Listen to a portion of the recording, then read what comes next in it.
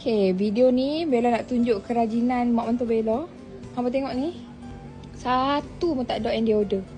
Sini ada kuah rendang untuk makan dengan ketupat. Lepas tu ni ada bihun goreng. Boleh makan dengan kuah laksa. Nak makan saja pun boleh. Lepas tu ni ada pan mi. Pan mi ni makan dengan ni kuah dia. Ni bahan-bahan untuk makan pan mi tu lah. Ni ada cili oil, semua buat sendiri. Ada daging, kita ada laksa. Ni wajib. Ni kita potong telur. Lepas tu kita ada bihun sup juga. Ni semua kakak-kakak bihun sup.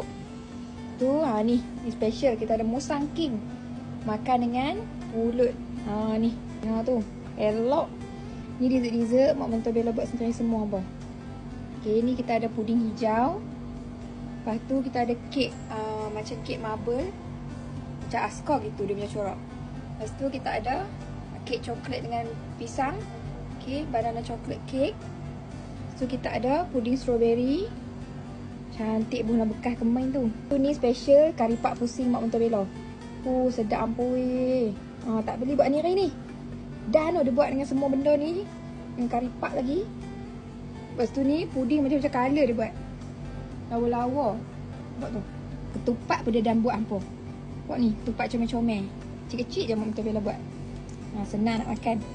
Comel-comel. Nampak? Masak dan make up dan melawa dan